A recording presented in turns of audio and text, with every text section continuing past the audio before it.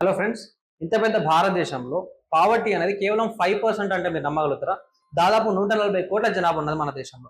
140 కోట్ల జనాభాలలో మన పేదరికం వచ్చేసి కేవలం 5% అని మన ప్రభుత్వం యొక్క గణాంకాలు చెప్తా ఉన్నాయి. అదెట్లా అంటే మనం ఎట్లా చూస్తాం? కనిపించే ప్రతి వాళ్ళు పేదోళ్ళనే అనుకుంటాం మనం. ఎక్కడ చూసినా పేదరికం ఉంది, ప్రతిోడు పేదోడే అని చెప్పేసి మనం అనుకుంటాం. కానీ గవర్నమెంట్ అట్లా అనుకోదు. గవర్నమెంట్ చేసే లెక్కలు వేరు, మనం చేసుకునే లెక్కలు వేరు. మనం ఎట్లా చేస్తాం, గవర్నమెంట్ ఎట్లా చేస్తుంది అంటే మనం డబ్బులలో చూస్తాం. ఎవరి దగ్గర అయితే డబ్బులు లేవో వాళ్ళు పేదవాళ్ళు అని అనుకుంటాం, ఎవరి దగ్గర అయితే తక్కువ డబ్బులు ఉన్నాయో వాళ్ళు పేదవాళ్ళు అనుకుంటాం. కానీ ప్రభుత్వం ఎట్లా చూస్తుంది అంటే ప్రభుత్వం డబ్బులతో కంపేర్ చేయదు. ప్రభుత్వం కన్సంప్షన్ బేస్డ్ పావర్టీ అంటది. అంటే నువ్వు తిండి తింటున్నావా లేదా. ఒకవేళ నువ్వు తిండి తిన్నావు అనుకో, నువ్వు పేదవాడివి కాదు. ఒకవేళ తిండి తినలేదనుకో, అట్లాంటి సిచ్యువేషన్లో నువ్వు పేదవాడివి. మళ్ళీ దీంట్లో కూడా 2 రకాలు ఉన్నాయి. ఒకటి గ్రామీణ పేదరికం, ఇంకొకటి పట్టణ పేదరికం. అంటే రూరల్ ఏరియాస్ లో ఉండే వాళ్ళది వేరు, అర్బన్ ఏరియాస్ లో ఉండేది వాళ్ళది వేరు.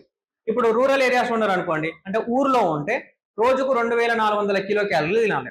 అదే సిటీస్ లో ఉంటే రోజుకు 2100 కిలో క్యాలరీస్ తినాలి. అంటే గ్రామీణ ప్రాంతంలో ఉన్న వాళ్ళు ఎక్కువ కష్టపడతారు కాబట్టి వాళ్ళు కొంచెం ఎక్కువ క్యాలరీస్ తినాలి.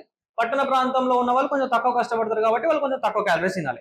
మరి ఈ 2400, 2100 వీటిని మానిటరీ టర్మ్స్ లో చెప్పాలి అంటే, అంటే డబ్బుల రూపంలో చెప్పాలి అంటే 2400 కిలో క్యాలరీస్ ఫుడ్ నువ్వు పొందాలంటే నువ్వు ఊర్లో ఉంటే రోజుకు నువ్వు 27 రూపాయలు ఖర్చు పెట్టాలి. అంటే నువ్వు ఊర్లో వండుకుంటూ ప్రతిరోజు 27 రూపాయలు ఖర్చు పెట్టినావు అనుకో ఫుడ్ మీద, అప్పుడు నువ్వు పేదవాడివి కాదు.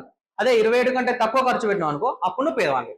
అదే సిటీలో ఉన్నావు అనుకో, సిటీలో అయితే తిండి తినడానికి రోజు 33 రూపాయలు ఖర్చు పెట్టినావు అనుకో, అప్పుడు నువ్వు పేదవాడివి కాదు. అదే 33 రూపాయల కంటే తక్కువ ఖర్చు పెట్టినావు అనుకో, అట్లాంటి సిచ్యువేషన్ లో నువ్వు పేదవాడివి. అంటే గవర్నమెంట్ క్యాలిక్యులేషన్ ఈ విధంగా వేయడం జరుగుతుంది.